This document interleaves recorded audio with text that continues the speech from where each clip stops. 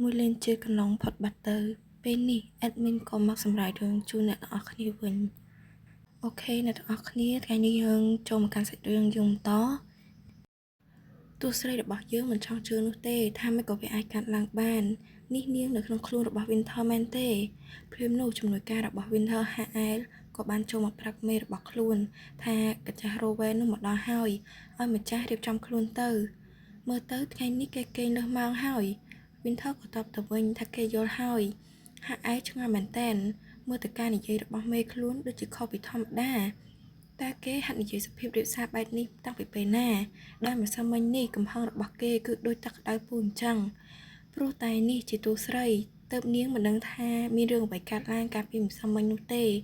គឺ Winter និង Rowell តថ្លៃគ្នាពីក្របកាហ្វេ Vidalin ហើយគេចង់ដំឡើងតម្លៃកាហ្វេនេះគុណនឹង30ដងក្នុង1ក្រាមឃើញ Winter មិនផ្លាស់ប្ដូរកៅអៅបែបនេះហាឯក៏ឆ្ងល់ជាខ្លាំងមានអាណា Winter ឆ្លើយថាគេរៀងអៀនបន្តិចហើយក៏សុំឲ្យ HL នេះចេញទៅក្រៅទៅ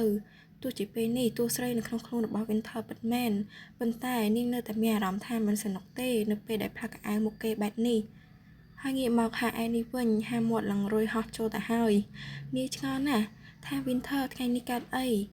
គេទៅជាភ័យវិញអញ្ចឹងទៅមកស្ដីឲ្យគេដូចរត់ដងមករួចពួកគេក៏ធ្វើដំណើរទៅកាន់បន្ទប់មួយដើម្បីធ្វើការពិភាក្សាជាមួយគ្នាហើយឯក៏និយាយទៅ Winter មិនថា Rowan នោះចំអកមកយ៉ាងណាក៏ដោយគេមិនត្រូវខឹងជាដាច់ខាតនិងគុំលើកតុកអ្វីឯសោះវាក៏ធ្វើឲ្យតួស្រីយើងទើបតែដឹងថាទោះជាគេជាមនុស្សឈាមត្រជាក់ពិតមែនប៉ុន្តែនៅពេលដែលមានគេចំអកនោះគេក៏មិនអាចទប់កំហឹងខ្លួនឯងដែរពេលខ្លះមើលទៅបរិះម្នាក់នេះក៏រងទុក្ខច្រើនដែរយ៉ាងណាមិញទោះជានាងមិនដឹងថានេះជាការស្មើស្មៃឬក៏ជាការពិតនោះ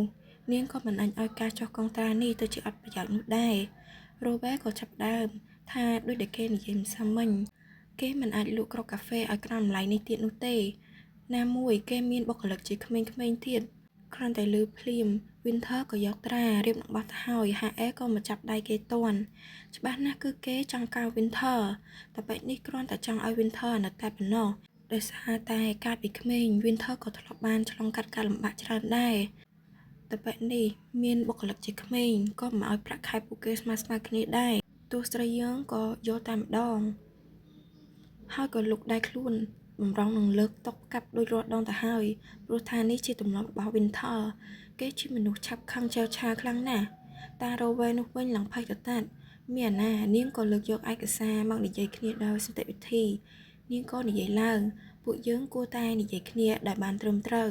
ហើយនិយាយគ្នាទោះតែភាគីទាំងពីរពេញចិត្តរៀងៗខ្លួនមែនហើយការលើបតុកកលាប់នេះគឺជាទម្លាប់របស់ Winter Blooming តែប៉ុណ្ណោះប៉ុន្តែអ្នកនៅក្នុងខ្លួនរបស់គេពេលនេះគឺជា Violet Lauren នាងបានរៀនរស់នៅដូចជាខ្មោចនិងទទួលរងការដៀលថ្មេះម៉ាច់ងាយពីអ្នកដទៃប៉ុន្តែពេលនេះនាងនៅក្នុងខ្លួននេះហើយដូច្នេះនាងនឹងតស៊ូដល់ទីបញ្ចប់ត្រឡប់មកភូមិគ្រឹះរបស់យើងឯនេះវិញ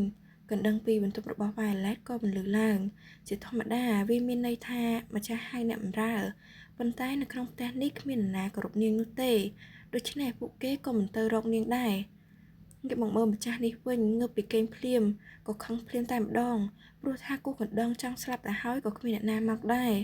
ក្បាលរបស់គេវិញគឺឈឺខ្លាំងណាស់វាដូចជាត្រូវអ្នកណាយកញញួរមកដំលើអញ្ចឹងគេក៏ទៅដាប់ដួសដាល់ចំក្រោមដោយខ្លួនឯងឃើញពេទ្យនៅទីនោះគេក៏ហៅទៅណែ Rickman អញមកចំដល់ពេលល្អណាស់មកព្យាបាលយើងមកក្បាលរបស់យើងឈឺខ្លាំងណាស់ឆាប់មកមើលយើងឲ្យលឿនស្ទាបជីបចររបស់នាងហើយគេក៏និយាយឡើងខ្ញុំប្រាប់ឲ្យតែតើថាគ្មានអ្វីលឿននាងនោះទេនាងក៏តបវិញគ្មានអ្វីយ៉ាងម៉េចបើក្បាលរបស់នាងឈឺសងស្លាប់ទៅហើយបែបនោះក៏នៅតែថាមិនអីហើយនៅធ្វើពុតដល់ណាទៀតគេប្រាប់ប្រមាណដងហើយទោះជានាងជាប៉នាងក៏នេះវាលើសលុបពេកហើយណាភ្លាមនោះនាងក៏ស្រែកថាឲ្យគេវិញតែម្ដងជាមួយនឹងការចាប់អារបស់គេមកផងដែរយើងត្រូវតែសញ្ញាកុងត្រាជាមួយអាឆ្កួត Rowan នោះឆាប់ព្យាបាលយើងភ្លាមមកលោកស្រី Blooming របស់យើងក៏ដើរទៅបាក់ទូដែកហើយបោះលុយទៅមុខគ្រូពេទ្យនោះតែម្ដងយ៉ាងម៉េចប៉ុននេះគ្រប់ហើយទៅនៅយើងត្រូវទៅទីក្រុងឲ្យបានលឿនបំផុតបើខ្លួននេះសម្រាប់តាមផ្លូវយើងនឹងប្តីរបស់យើងយកក្បាលរបស់ឯងជាមិនខាន និយាយរួចនាងក៏ដើរចេញទៅដាក់ឲ្យគ្រូពេទ្យនោះនិងអ្នកបម្រើនាំគ្នាឆ្ងល់ពេញនឹងគ្រូពេទ្យនោះក៏ឆ្ងល់ជាខ្លាំងមានរឿងអ្វីកើតឡើងលុយរបស់លោកលូមីងមានច្រើនណាស់ហើយអ្វីក៏គាត់ឲ្យលុយកូដមកស្រីម្នាក់នេះតើនាងពិតជាបានជឿដល់លោកលូមីងហើយមែនទេនាងតែងតែជាសត្វគ្រូនកដុលមួយដែលគួរឲ្យខ្លាចគ្រប់ពេលតែប៉ុណ្ណោះហើយអ្វីក៏ពេលនេះនាងប្រែខ្លាចជាបែបនេះបានផឹកកាហ្វេនិងលេបថ្នាំហើយនាងក៏បញ្ជាឲ្យហ្វីលីបទៅទិញសម្បត្តិរថភ្លើងមួយទៅទីក្រុងជាបន្ទាន់ Winter នៅក្នុងខ្លួន Violet នេះវិញគឺឆ្ងល់ខ្លាំងណាស់ថាហេតុអ្វីបែរជានាងមករកទុកខ្លាំងដល់ថ្នាក់នេះក្រែងនាងត្រូវបានធំឡើងជាព្រះនាងដែលមានភាពថ្លៃថ្នូរនោះអីមើលទៅនាងមិនខុសអ្វីពីគេប្រមាណនោះទេគេមកនៅក្នុងខ្លួនរបស់ Violet នេះគឺគ្មានអ្វីគួរឲ្យភ្ញាក់ផ្អើលនោះទេគេធ្លាប់ត្រូវបានចាប់ដោយក្រុមមនុស្សទឿហើយធ្វើជាទាសកររបស់ពួកគេនៅមានពេលមួយទៀតគេត្រូវបានចាប់ចម្រិតដោយមេធ្មប់នោះយកគេទៅពិសោធន៍ជាច្រើនលើកជាច្រើនសារ Steve សក់របស់ខ្លួនឯងនាងក៏ដឹងថាទីបំផុត Violet ក៏សម្រេចចិត្តកាត់សក់របស់នាងពិតមែននឹកដល់មួយឆ្នាំមុន Violet ពិតជាសប្បាយចិត្តណាស់នៅពេលដែល Winter ត្រឡប់មកនៅពី3ថ្ងៃនាងសួរទៅកាន់គេវិញថាគួរឲ្យសម្បះចិត្តអីទៅគេនៅតែពី3ថ្ងៃសោះហើយត្រឡប់ទៅទីក្រុងវិញហើយហ្នឹងនាងក៏សួរគេសក់របស់ខ្ញុំរៀងវែងបន្តិចតើខ្ញុំគួរតែកាត់វាបន្តិចទេខ្ញុំចង់ផ្លាស់ប្ដូរម៉ូដធ្វើអ្វីដែលនាងចង់ទៅខ្ញុំគ្មានពាក់ព័ន្ធនឹងវាទេនេះគឺជាការឆ្លើយតបដល់តិចពី Winter និយាយរួចគេក៏មិនភ្លេចងាកមើលទឹកមុខរបស់នាងដែរគេមិនដឹងថានាងបដូរគំនិតខ្លួនឯងនោះទេព្រោះពេលនោះនាងមិនបានកាត់សក់ឡើយក្រោយពេលនោះនាងក៏ឈប់សួរសំណួរអ្វីទាំងអស់មកកាន់គេដែរក្រឡេកមកកាន់តួស្រីនេះវិញពេលនេះនាងទឹកតែងើបពីគេងហាអែដើរចូលមកដោយសរសើរថាម្ចាស់ខ្លួនពិតជាធ្វើបានល្អខ្លាំងណាស់គេនៅតែកាត់ចំហខ្លួនឯងរហូតដល់តែតារ៉ូស្វែននោះយកព្រមមួយទៀតគេក៏មិននឹកស្មានថាលោកប្រុសខ្លួននេះចេះជក់ស៊ីហ្គាទៀតគេមិនសរសើរមិនបានតែម្ដងលើកទី1ហើយឃើញតាកញ្ចាស់នោះរត់ចេញទៅចោះចាញ់ដោយភាពភ័យខ្លាចគេឆ្ងល់ណាស់ថា Winter ប្រាតតិចអ្វីតួស្រីវិញក៏គិតនាងមិនស្មានថាការយកភាពថ្លៃថ្នូរពីខ្សែរាជវង្សពិតជាមានប្រយោជន៍បែបនេះនោះទេបើសិននេះគឺជាសុបិននាងក៏មិនប្រកាន់ដែរនាងសូមឲ្យនាងគេងលក់រហូតហើយក៏ងើបឡើងវិញទៅចោះហាអេក៏រាយការណ៍ថាម៉ាដាមបានផ្ញើសពុតមកនៅពេលដែលគេកំពុងតែសម្រាកផឹកកាហ្វេហើយនាងក៏លាន់មាត់តែម្ដងថាល្វីងខ្លាំងណាស់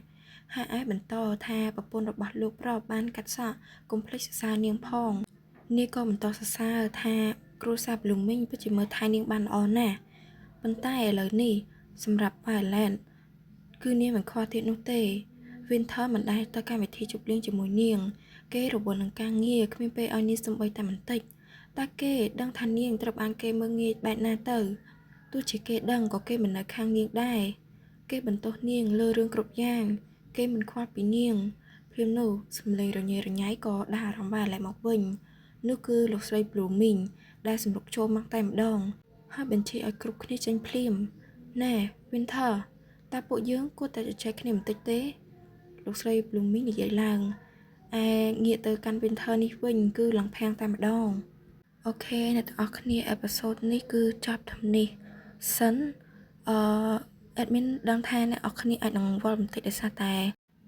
តួផ្លាស់ប្ដូរប្លឹងគ្នាទៅវិញទៅមក admin ក៏ហៅឈ្មោះពេលខ្លះទៅអាចនឹងវល់អញ្ចឹងអ្នកនរគ្នាបើសិនជាគិតថាស្ដាប់ទៅអត់យល់អីអាច comment ប្រាប់ admin ទាំងអស់គ្នាណាអរគុណ